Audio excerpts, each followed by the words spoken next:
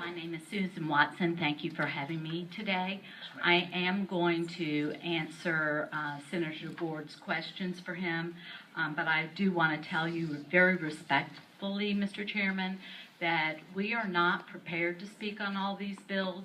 All these bills are not in front of this committee at this time. So I came prepared to speak to one bill, and I'm going to do that. But I will answer your question. One question, too, just Yes, in sir. deference to the chairman. I know these bills had a pretty thorough public hearing in the House. Were y'all able to speak to all those in the House? I mean, I know they were at the same time, unlike the hearing. Were y'all able to speak to all those in the House? Not everyone, sir, no. No, they didn't have a public hearing on all of them? Or just They did have a public hearing on all of them. Not everyone here that is prepared to, was coming to speak to these bills today had an opportunity in the House. Okay, thank you.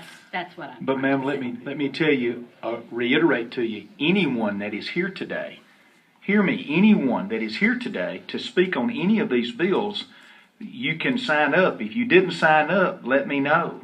I just want to point this out, sir. On the Senate committee, it said, and I don't know if my time has started now. No, it has not. Okay, thank you. Thank you for clarifying that. Sure. On the Senate committee on health, when I looked, it said we were having a public hearing on 489. So that's what I prepared for. That's what we all prepared for. It did say up in the corner, should these other bills be received to the Senate Health Committee, that we would have a public hearing on those. So I sat and I watched and I checked every day, and they were not received. They have not yet been received by this committee. So I didn't brush up or look at anything. I focused on this one bill, and I'm going to speak on to that bill. But you know these bills, though, correct? You know these bills. We all know these bills. Come on, we know these bills. And I may know these bills, but I don't know that everybody that came here today that would have come. No, not everybody came. Well, but maybe not. But if you know them, then I would certainly respect your opinion. We're going to hear your thoughts and views. I'm going You to know speak them all, to then 489 because that's what I'm prepared to I speak to. appreciate it. Thank you. Thank you, ma'am. And- You have the floor.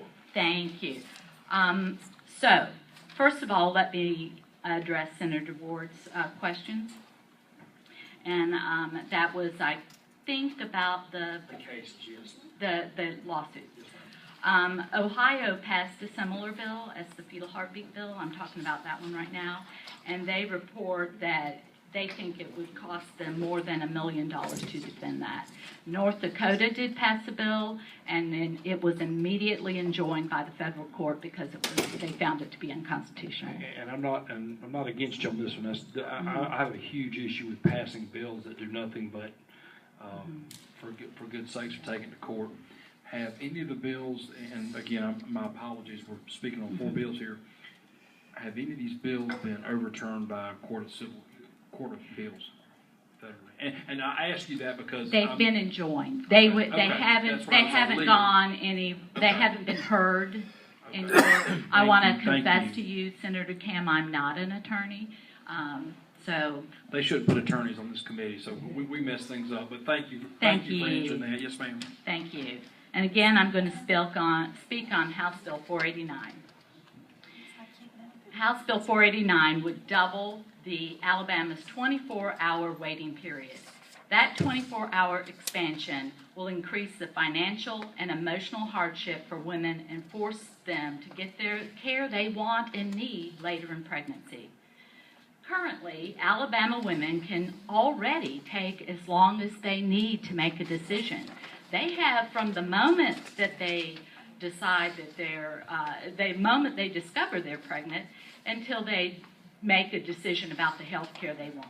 They have all the time in the world they need to make a decision. What this bill really is a bullying tactic designed to shame a woman into changing her mind. She's already weighed the risk, and she's already examined her conscience. This bill intends to delay health care based on the opinions and the religious beliefs of other people, none of whom are in the examination room. It implies that women are stupid and that we don't understand and we can't make mature and informed decisions regarding our own bodies, that we need politicians to hold our hands and guide us. Well, we're not stupid. We've already educated ourselves to our reproductive functions and health. Please don't treat us like we're stupid. Thank you. Thank you, ma'am.